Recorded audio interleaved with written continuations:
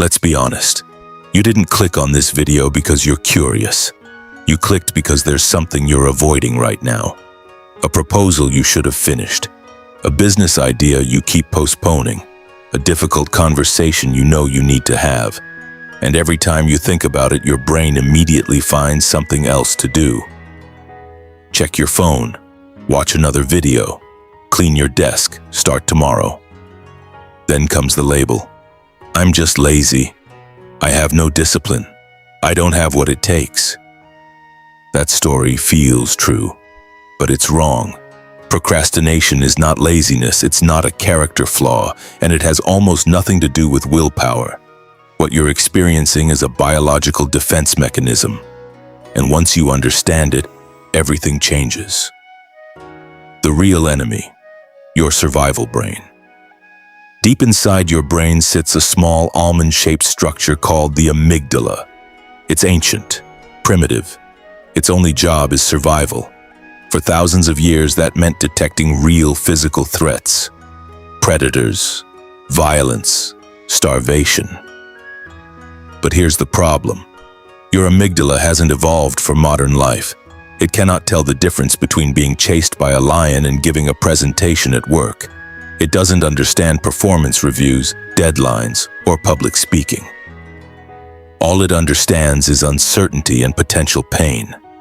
When you think about starting that important task, your amygdala runs a fast calculation. Could this lead to embarrassment? Could this expose incompetence? Could this result in failure? If the answer is even maybe, it sounds the alarm. Danger, avoid, escape. That's when the discomfort hits. The tight chest, the restless urge to do something easier, the sudden desire to reorganize your inbox instead of finishing the report. Now here's the twist. The rational part of your brain, your prefrontal cortex, doesn't override this alarm. It justifies it. It starts producing extremely convincing reasons to delay. I don't have enough time to do this properly. I need more research first. I'll start when I feel more motivated. Today isn't ideal. These thoughts sound logical, responsible even, but research from institutions like the University of Rochester suggests that what feels like rational decision-making is often emotional avoidance dressed up as logic. You're not postponing because you lack discipline. You're postponing because your brain is trying to regulate discomfort. Procrastination is emotional protection. Think about the task you're avoiding. Now ask yourself one uncomfortable question. What would it mean if I tried my hardest and failed? Would it mean you're not as capable as you thought? Would it mean others might judge you? Would it confirm a fear you've been carrying quietly for years? That's the real threat, not the task, not the workload, the potential identity damage. Your brain would rather protect your self-image than risk discovering a painful truth. So it delays, it tells you, better not to try than to try and lose. That's not weakness, that's protection. But here's the cost. Every time you avoid the task, your brain learns something dangerous. This thing is a threat. The fear circuit gets stronger. The avoidance gets faster. The excuses become automatic. Over time, this pattern turns into identity. I'm just the type of person who procrastinates. No. You're the type of person whose nervous system has been trained to associate growth with danger, and that wiring can be changed. Why willpower keeps failing. Most productivity advice tells you to just push through. That works temporarily. Then it collapses because willpower doesn't rewire fear, it suppresses it. Imagine trying to fight your survival system with motivational quotes. It won't work long term. If procrastination were about laziness, you would delay everything. But you don't. You procrastinate on the tasks that matter most, the ones tied to your future, your status, your identity. You don't delay scrolling. You don't delay comfort. You delay exposure. That distinction is critical. Procrastination isn't about time management. It's about emotional risk management. The first shift, stop asking, how do I become more disciplined? Start asking, What feeling am I trying to avoid? Be specific.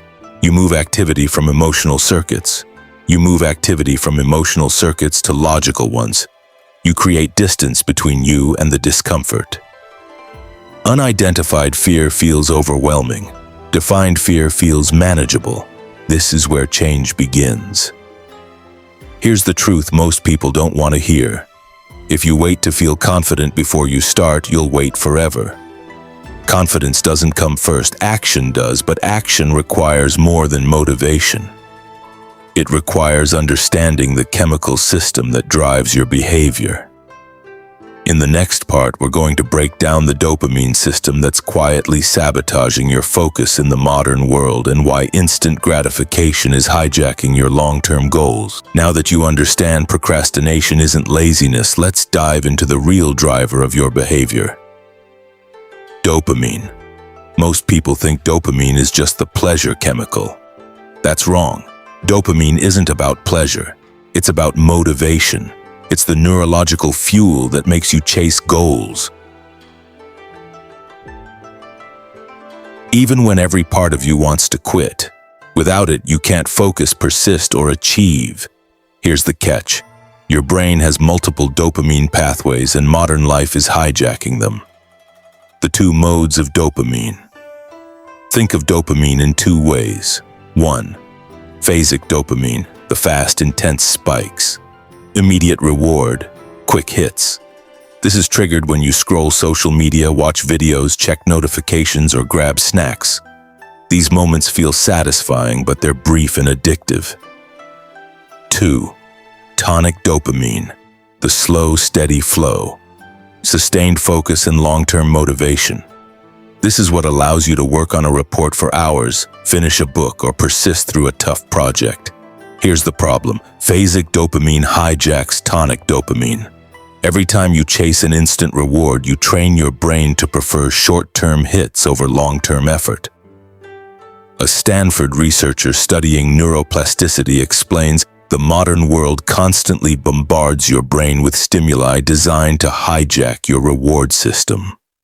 Social media, streaming platforms, games, notifications, they all condition your brain to crave novelty and immediate payoff. Every time you indulge, you reinforce that habit. The result? You can binge watch a series for 8 hours without effort, but working 30 minutes on a meaningful task feels impossible. That's not laziness, it's your brain following the wiring you've strengthened. The reprogramming principle. Here's the critical insight. You don't beat procrastination by pushing yourself harder or forcing willpower. You beat it by restructuring your environment and your approach to dopamine. Step 1. Focus on one task at a time. Your brain can't sustain tonic dopamine across multiple high-stakes goals. Ambiguity kills motivation. Write down the single most important task you must complete today and commit to it. Nothing else. Step 2. Set intentional deadlines. Open-ended tasks feel non-urgent, so your brain deprioritizes them. If you think a task will take 4 hours, give yourself 3. Controlled urgency sharpens focus without creating panic. Step 3. Plan your reward before you start. Many people try to treat themselves after working, but they choose rewards they already get automatically, like checking social media. That doesn't train your dopamine system. A proper reward is something desirable and conditional. You only get it after completing the task. This creates a clear link between effort and payoff, reinforcing motivation. Step 4. Remove friction for focus. Your brain follows the path of least resistance. If distractions are closer than your task, you will give in. Put your phone in another room, close extra tabs, turn off notifications. Make starting easy and escaping harder. Step 5. Hack phasic dopamine. Instead of letting short-term spikes dominate, create structured micro-rewards for real progress. Every time you complete a segment of the task, give yourself a brief, intentional break.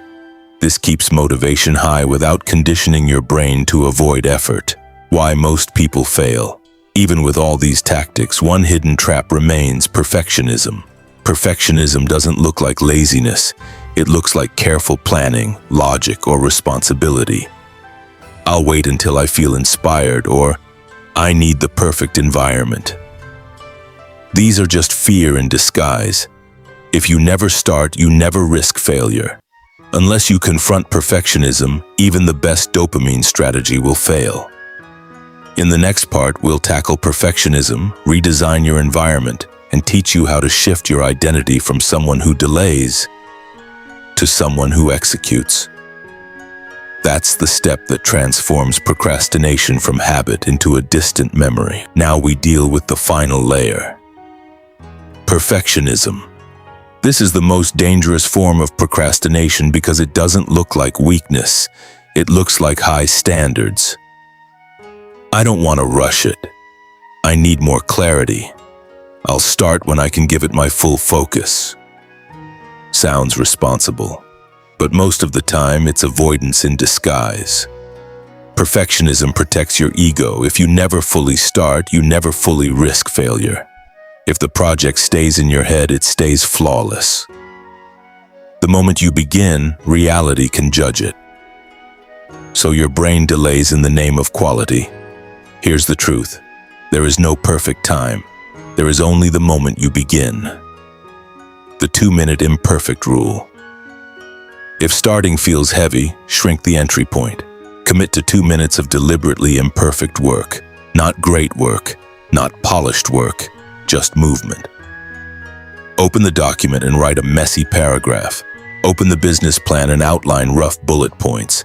Make the uncomfortable phone call and accept that it won't be elegant. Why does this work? Because inertia is the real barrier. Once motion starts, resistance drops. Your brain stops treating the task as a looming threat and starts treating it as active engagement. You are not trying to be impressive. You are trying to break stillness, and once you move, continuing becomes easier than stopping. Redesign your environment. You cannot out-discipline a bad setup. If your desk is cluttered, your phone is buzzing, and distractions are within reach, you're fighting biology. Make execution easier than escape. If you need to write, leave the document open. If you need to study, keep the materials visible.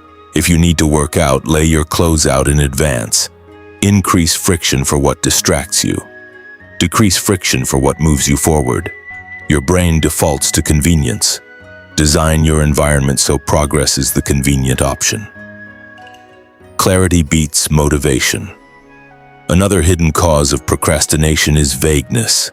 Start my business is overwhelming. Get in shape is vague. Write a book feels massive.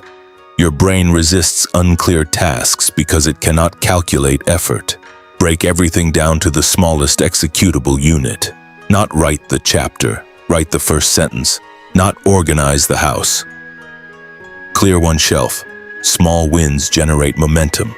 Momentum generates confidence. Confidence builds identity. Manage your energy like an asset. You procrastinate more when you're tired. That's not weakness, that's physiology. Your brain consumes significant energy. When you're sleep-deprived or overstimulated, it seeks easy rewards. Protect your energy. Sleep consistently, move your body daily, eat in a way that stabilizes blood sugar instead of spiking it. Schedule difficult work during your peak cognitive hours, whether that's early morning or late evening. Productivity is not just mental, it's biological. The contract with yourself, intentions are weak without commitment.